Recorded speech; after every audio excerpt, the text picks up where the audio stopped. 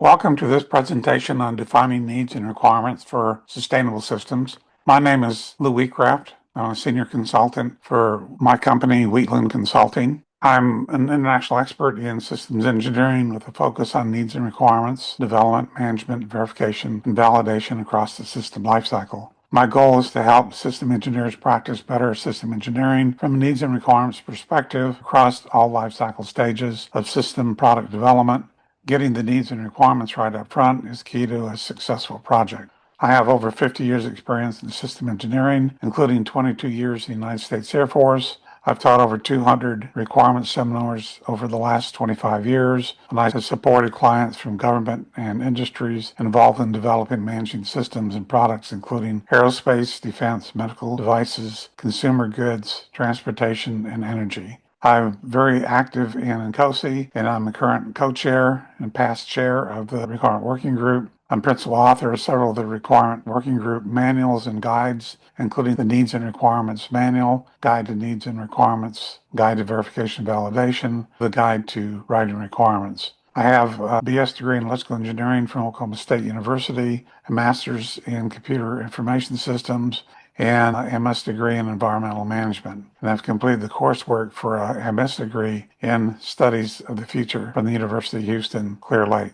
A lot of the figures that I'm going to show came from the Needs and Requirements Manual. In the Needs and Requirements Manual, I do mention sustainability along with safety, security, and resilience as kind of the four considerations that people should be taking when they're developing engineered systems.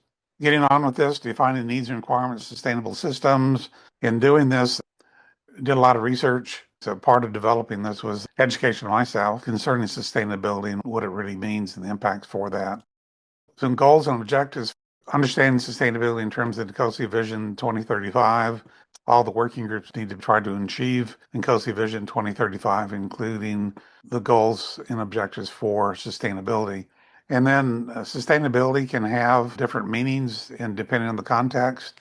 So talk about what's meant by sustainability from a system engineering perspective, understand why sustainability must be clearly defined in terms of the enterprise, a specific system of interest in their external environment, understand why sustainability must be addressed in the beginning of a project.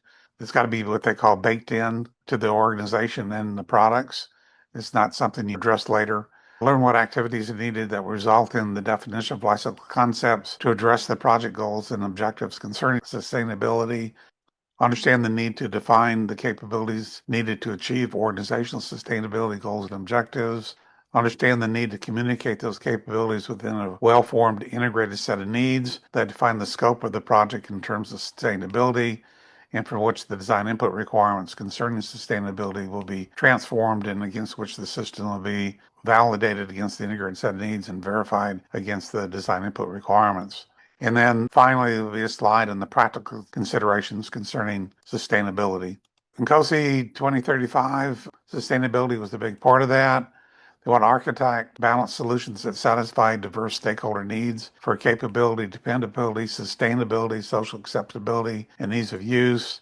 And they talked about global megatrends that shape the systems of the future and advance the technological capabilities and societal appetite for applying these technologies in a responsible, sustainable manner while transitioning away from fossil fuel-based energy.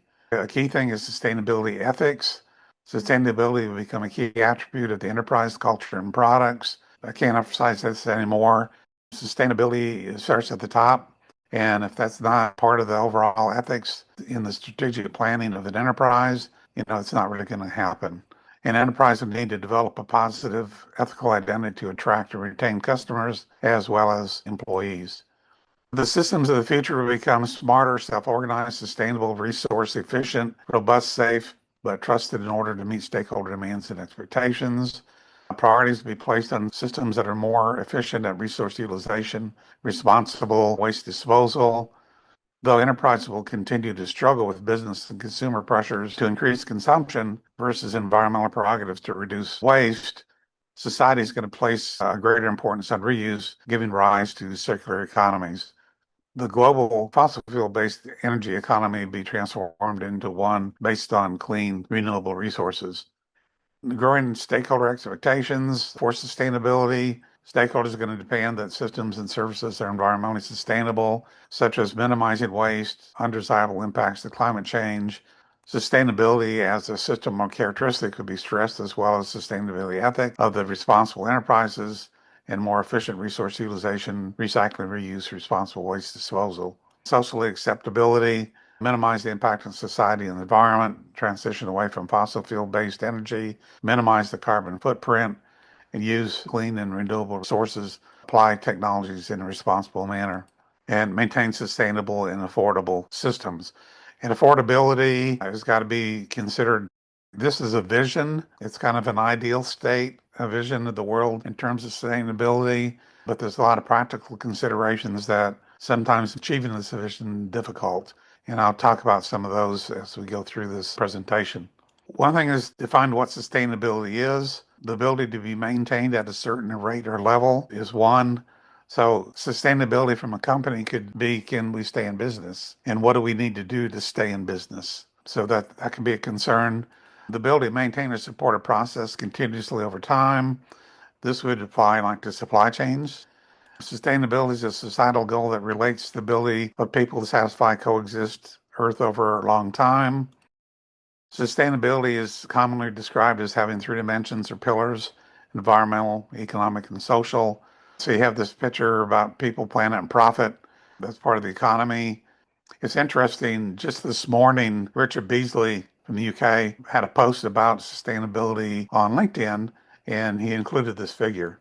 I just pulled that off there this morning when I was preparing for this. We have to think about all three. You really can't think of one without the other. So what is sustainability again? INCOSE focuses on environmental sustainability. Everything we need for survival and well-being depends on either directly or indirectly on our natural environment. To pursue sustainability is to create and maintain the conditions under which humans and nature can exist in a productive harmony to support present and future generations. Sustainable development requires an integrated approach that takes into consideration environmental concerns along with economic development. And one of the considerations is the future generations, the difference between present needs and future needs, especially from a politics standpoint, and then the economic drivers. All of these have to be considered when we're talking about sustainability, and they can pose some significant challenges. And I'll give you some examples of that. So then we get into systems engineering and sustainable engineering. And so sustainability engineering is an approach that supports the circular economy over its life, process of designing or operating systems such that they use energy resources sustainably. In other words, at a rate that does not compromise the natural environment or ability of future generations. Reduce a product's environmental effects at every stage of its life cycle, from conception, deployment, prototyping, commercialization, recycling, disposal. The practice of designing products and processes that drive material and energy efficiencies to minimize their environmental impact while cutting costs and improving the bottom line. So again, we have cutting costs, improve the bottom line, really profitability. Organizations are going to be worried about their return on investment when they're engineering systems. This is going to be something that we always have to consider when we're engineering systems. Manufacturers can minimize waste while maximizing the value they deliver. Environmental ecology. I just get my master's degree where the waste of one business was an input to another business, and then their waste was an input to another business. And so the cooperation of multiple businesses can help reduce waste or eliminate waste, if you will. The process of using resources in a way that does not compromise the environment nor deplete materials for future generations basically means finding ways to live more sustainably. In the INCOSE System Engineering Handbook version 5, they have a section on product sustainability, disposability, and they talk about the need to design for sustainability when we're doing engineered systems. So we need to always consider environmental and social aspects as key elements in the product design to reduce harmful impacts of the product throughout its life cycle, promote recycling and materials reuse, design components toward the circular economy, sharing, reusing, repairing, recycling existing products and materials as much as possible, expanding the life of products, minimizing waste and pollution, and creating a closed-loop system. Perform environmental impact analysis across all life cycle stages to assess potential harmful effects of the production, use, disposal of the proposed system. Considerations, materials used, scrap waste from production process, operation of the system, replacement parts, consumables, packaging, disposal. Again, this all has to be considered by the organization as part of their core values. And then do a disposal analysis, maximize the economic value of residual system elements after useful life, minimize the amount of waste, materials sent to landfills or incinerated, design for disassembly to avoid destructive separation of components, such that material can be reused in future generation products, remanufacturing, refurbishment, or recycling processes, designed for decomposting or biodegradation. A lot of considerations. Again, this has to be part of the DNA of the organization to develop products sustainably and disposably. And that's kind of a challenge for some. And so when we talk about sustainability, how do we measure this? And this is the first step when it comes to defining needs and requirements for our systems, is how are we going to measure this? We can have measures concerning recycling, reuse, increased use of clean energy versus fossil fuel based, increased use of renewable resources, increased product life, increased efficient use of resources, materials, and energy. We can reduce the need for and use of non-renewable resources, reduce waste put in landfills, reduction of hazardous waste, reduction of harmful emissions, reduction of carbon footprint, reduction of costs associated with sustainability. When you talk about sustainable cities, one thing that comes in is sustainable buildings.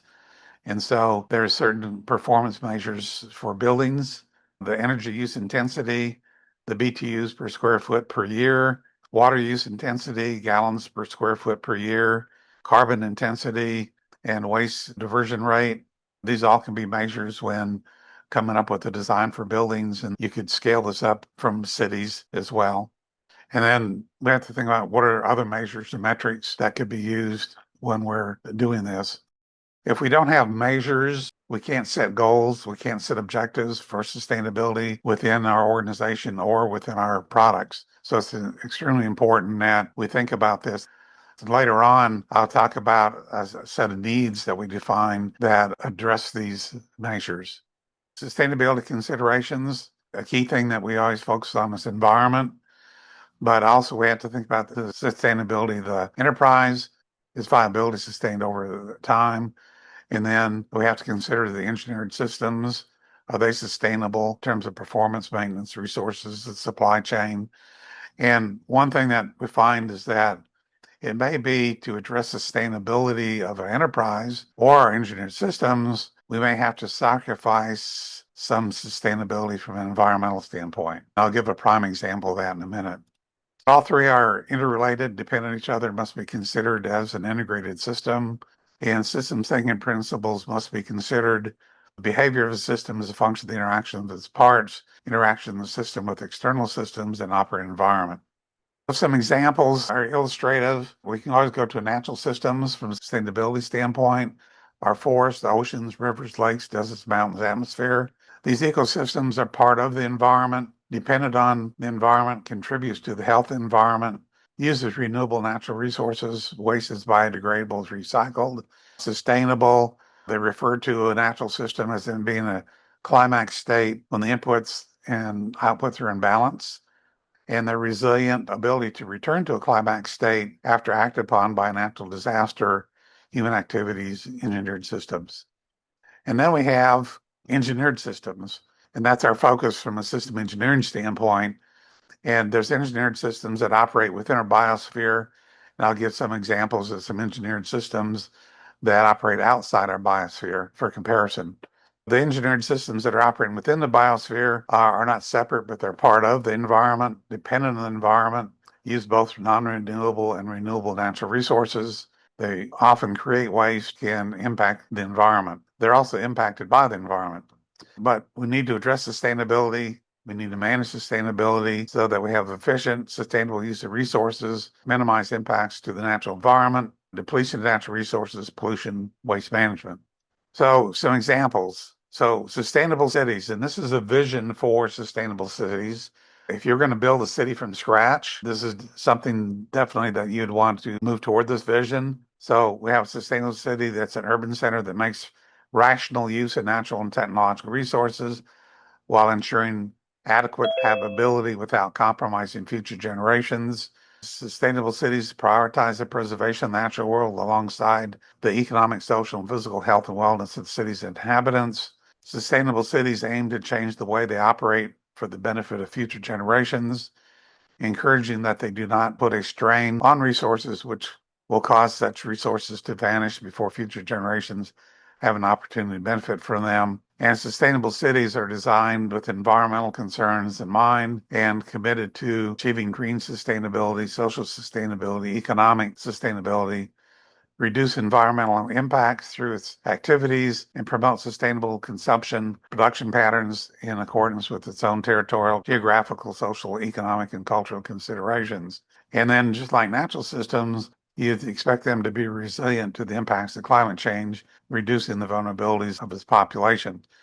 Now, I said this is a vision, kind of an ideal state, but we have to look at the realities. The realities is, can a city, especially existing cities, be truly sustainable? They're not closed systems, they're open systems, heavily dependent on external inputs, food, energy, resources, water, air. There's the environmental impacts, the amount of waste, pollution, impact on the local climate. I live here in Houston, a very big footprint, lots of concrete, lots of highways, lots of buildings, and it creates its own climate. We have what's called the heat island. You can see weather systems coming through, and sometimes they split and go around Houston because Houston's impacting the actual climate itself. Then we have increasing threats, sea rise. There's so many cities right now that we have that are close to the coast. Sea rise is going to cause flooding, increased hurricane, especially the size and force of hurricanes, number of tornadoes, drought, fires, depletion of aquifers and other sources of water are all problems that impact the actual sustainability of a city. And then we have the political will towards sustainability. A lot of the politicians focus more on the present than the future. They don't want to spend the money, address the issues 10 years from now. They're worried about today. To get our goals, we need to update our building codes from a sustainability standpoint. A lot of places, the building codes don't support sustainability. So that's the challenge we have.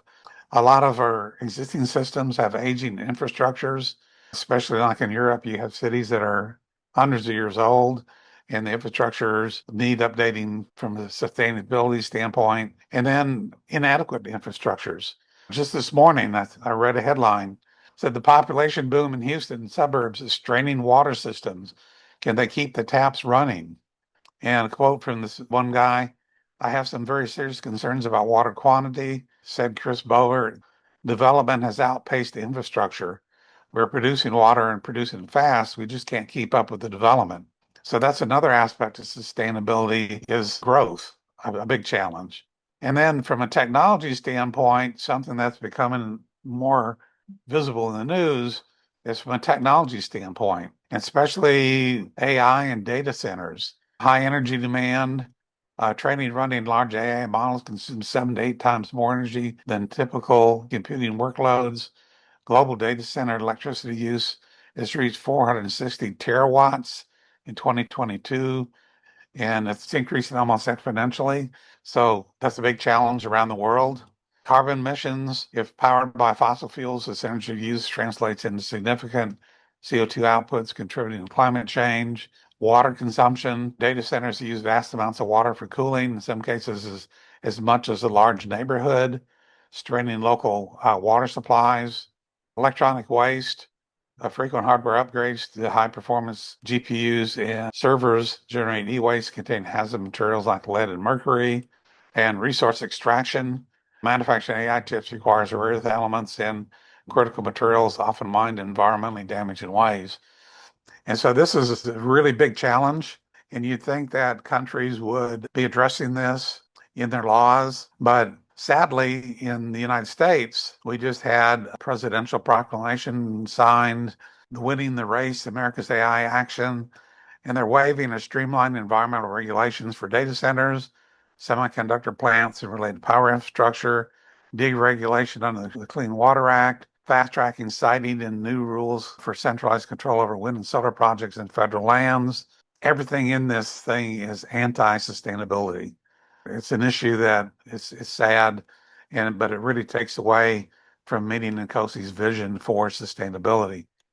Going outside our biosphere, We have like the International Space Station, the Chinese Space Station. They're in low Earth orbit. Solar energy is their only natural resource.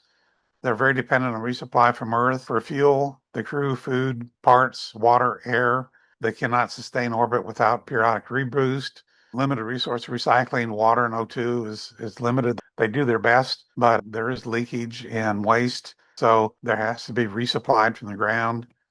Waste disposal, there's a lot of waste that is created, and right now they don't have a way to really dispose of it. They don't want to throw it out, cause space debris.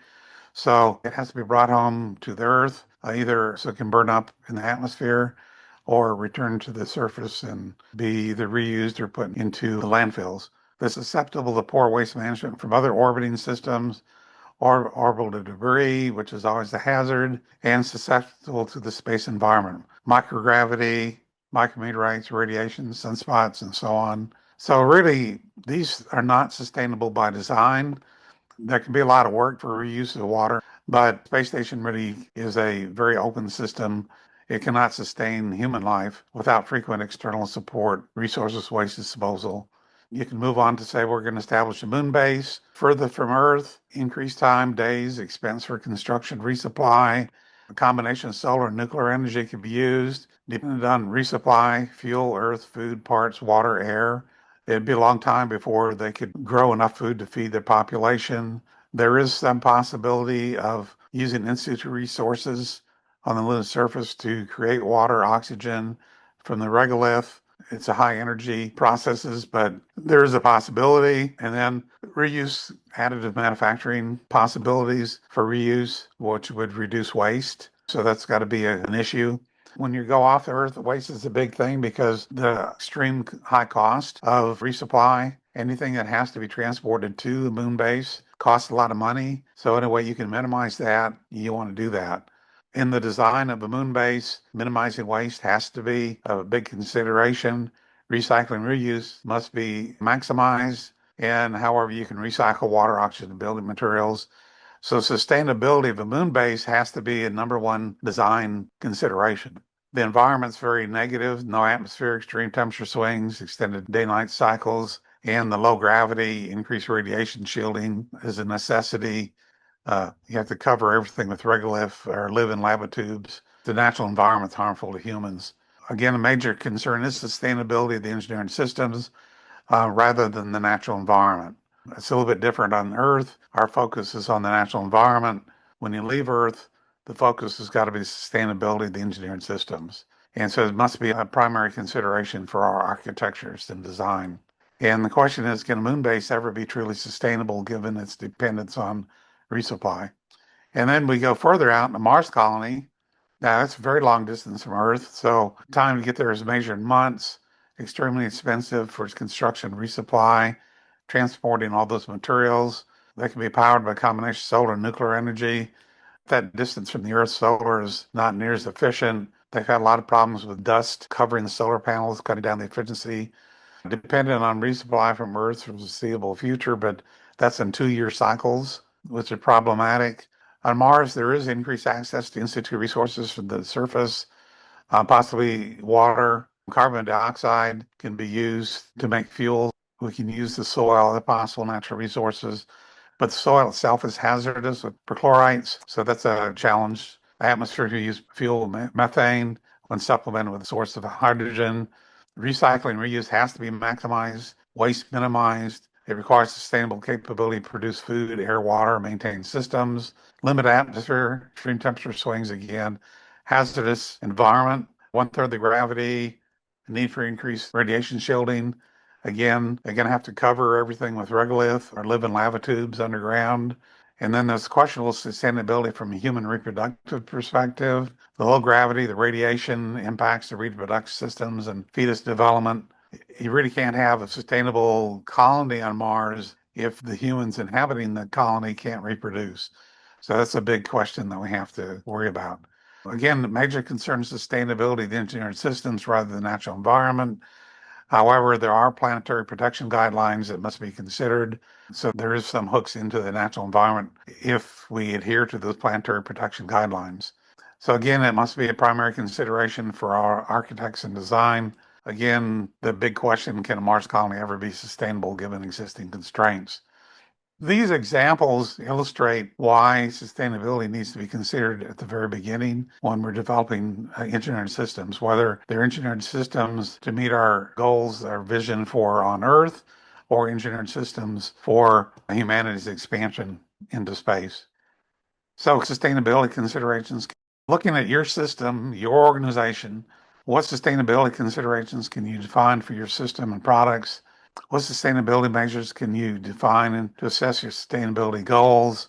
What processes, procedures, requirements can you define to help meet your sustainability goals for systems, products you produce? Organizational design controls for systems and products. So again, up front, the enterprise has to address sustainability from the very beginning. And so one of the figures that we have in the needs and requirements manual shows the different levels.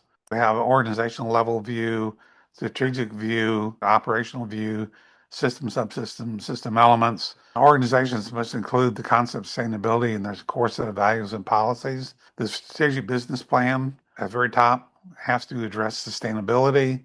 From a product perspective, the enterprise must define processes, procedures, and work instructions concerning sustainability across the lifecycle. When you look at lifecycle concepts, we have to look across all the lifecycle and say, what do we need to do to address sustainability for each lifecycle stage that's defined? And for individual products, sustainability must be included in the product mission statement, goals, objectives, lifecycle concepts, integrated set of needs, and resulting design input requirements. An example of that from an organization, Apple came out with this about massive battery sustainability, upgrade all its devices. And so they have a corporate policy to expand the use of recycled materials across all Apple products, make every Apple product carbon neutral. They're also tackling waste, so tackling plastic and so it only has 4% plastic, and this reduces hydrocarbon usage as well. New printing methods, robust product trade-in refurbishment program, part of the circular economy, future of the planet more in the public conscience than ever before. They want to address that social demand that was in the INCOSE Vision from a sustainability standpoint. And they have 250 of Apple suppliers committed to transitioning to 100% renewable electricity for Apple production. My question is what about the other sustainability measures of the suppliers? To be truly sustainable for Apple's products, all their suppliers must share the same organizational goals for sustainability. Again, the focus on environment, so the supply chain reuse and waste minimization. We talk about space stations. Again, yesterday on a post on LinkedIn, Axiom Space talked about incorporating lessons learned from the International Space Station equipment failures and malfunctions, and they have pointed their focus toward ease of maintenance and future upgrades. With the vertical integration in-house design manufacturing, they have optimal control of the space station hardware. They're going to design systems to be maintainable, upgradable, repairable on orbit with as little need for ground resupply as possible. Even though they didn't use the word sustainability, sustainability is going to be aided by decreasing the need for ground supply. While this is a good step towards sustainability, they also need to make sustainability a key goal for not only resupply, but orbital maintenance, reuse, and waste minimization as well. So in the context of the focus of sustainability is an ability to sustain on-orbit operations. It's not an environmental thing as much as sustain on-orbit operations of the space station.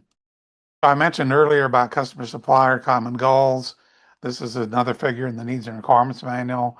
The customer organization and the supplier organizations need to be in sync concerning sustainability and must be consistent. So when a customer is issuing contracts or selecting suppliers, sustainability must be one of the considerations when they're selecting a supplier and when they're issuing statements of work concerning procuring of parts and materials from suppliers. And so this is an area that, from a procurement standpoint, is not currently addressed, but it's something that must be addressed if you're going to meet your sustainability goals as an organization. And so sustainability must be addressed in the beginning of the project. On the left is all the different kind of things that we define from the beginning of the project, our problem opportunity, our measures. So the measures have to include our sustainability measures, stakeholder needs and requirements, real-world expectations for sustainability, use cases and how we're going to maintain operations sustainably and develop ops cons, con ops for that. Our higher level needs and requirements concerning sustainability are going to feed into this, and then it drives the constraints and any risk concerning sustainability. From this, we can define lifecycle concepts for our product, our engineered systems, and transform those into an integrated set of needs for engineered systems. And I'll go into more detail what that means. But from a product perspective, sustainability stakeholder real-world expectations must be understood. Lifecycle concepts defined, sustainability capabilities identified, and communicated within this integrated set of needs. At the beginning of your project, our lifecycle concepts and needs definition. One is they're driven from our business and strategic operation level goals and objectives. And then during elicitation, in addition to use cases and user stories, we need to define misuse cases and loss scenarios from a perspective of sustainability. What misuse cases could impact our sustainability goals and objectives? What events, internal or external, could result in your sustainability goals and objectives not being met? And then what drivers, constraints, risk could impact your efforts to meet your sustainability goals and objectives. And then, as part of our lifecycle concepts analysis and maturation, we need to address needed capabilities to achieve our sustainability goals and objectives within identified drivers, constraints, and risk. And these capabilities are realized by addressing needs concerning the organization, the people, the processes, and the engineering system. We have three different paths here that comes out of our lifecycle concepts: our people and process needs, and also then our needs concerning our engineering systems. When I talk about the integrated set of needs, this is a big thing that's in the needs and requirements manual, that we don't think about just requirements. Before requirements comes lifecycle concepts and needs. And so the integrated set of needs represents an agreed to baseline scope of the project. It means that the customer has agreed with the needs dealing with sustainability and has agreed to provide the funding and resources necessary to realize those needs. So within the integrated set of needs, we need to establish the needs for sustainability. And then when the customer baselines this, they're committing the resources to meet those sustainability needs. So that drives all the requirements and design activities downstream. Customer acceptance then will be based on successful validation that needs have been met. And so when the system's delivered and they're doing system validation against the needs, they're also going to be checking the needs for sustainability, and acceptance of the system is based on those needs being met. Requirements are transformed to the needs via requirements analysis. Sustainability requirements must be defined, again, like I said, for people, process, and product. Each requirement will address the question, what must the people, process, and a product do to meet the intent of the needs for which they were transformed? The result would be one or more well-formed requirements that have the characteristics defined in the COSI Guide for Writing Requirements. And people and process sustainability requirements to be documented within their design controls. And I'll talk about design controls in a minute. And product sustainability requirements will be documented within the product design input requirements. So example need statements for the project team. So all these address those measures that I talked about before. From a needs standpoint, the stakeholders need the project team to do these different things associated with sustainability. And then for each of these needs, then they have to determine what role our people process going to have. How is that going to translate into requirements for my engineered system? And then I can define a set of needs for my engineered system, and I can transform those into a set of design input requirements to meet those needs. While valid stakeholder expectations, there's a lot of work that must be done to define well-formed sets of needs and requirements for both the system of interest and the organization producing that system of interest. These are things that we need to define up front, and then the project team has to do the analysis, develop lifecycle concept needs and requirements that address each of these organizational needs. I talk about processes, procedures, and work instructions. These are what we call design controls. They're part of a quality management system. When you look at the product, it goes through a series of transformation across the lifecycle. Each of those transformations is governed by organizational lifecycle concept needs definition requirements, requirement definition requirements, architecture and design definition requirements, system realization manufacturing requirements, and operations maintenance disposal requirements. And so from an organizational standpoint, sustainability needs to be included in each set of these requirements.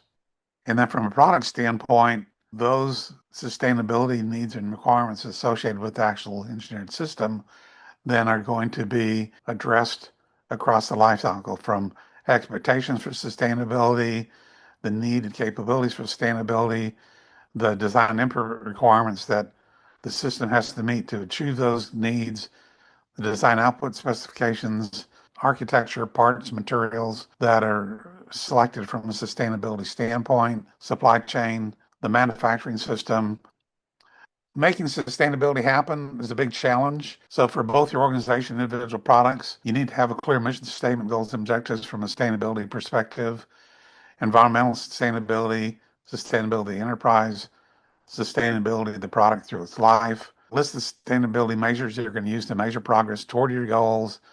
List the drivers, constraints, and risks that may limit the ability to achieve those. Update your business and mission operations requirements for sustainability. Develop a sustainability standard for your organization. Develop lifecycle concept needs and design input requirements addressing sustainability for both your infrastructure as well as your products. When I say infrastructure, all your buildings should have sustainability standards like LEED standards and so on. And update your design controls to address sustainability. These are the requirements, again, on the people doing the system engineering. And across the life cycle, they need to always be keeping sustainability in mind. The last slide, practical considerations. As sustainable as reasonably practical is ASARP. So there's ideal sustainability goals and objectives for a system, maybe aspirational, like the INCOSE Vision. The integrated set of needs must strike a balance between ideal and what is as sustainable as reasonably practical.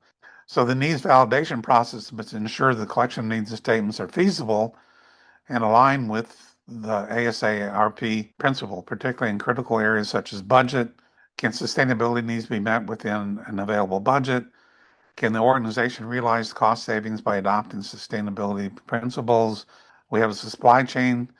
Will the materials and parts to support sustainability be available when needed at affordable cost? And then system cost. How will meeting sustainability goals and objectives drive the selling price of our systems? Will the resulting systems be affordable for the customer? Will consumers be willing to pay extra for sustainability features of product versus similar products that are not as sustainable? And then we have to worry about regulation compliance. Is the developing organization and resulting product satisfy legal and sustainability standards defined by agencies like the EPA, OSHA, or equivalent regulatory agencies? Well, thank you for watching this presentation. If you have any questions, feel free to contact me at wheatland.consulting@gmail.com, and I'd be happy to address any comments you have or questions you may have. Again, thank you.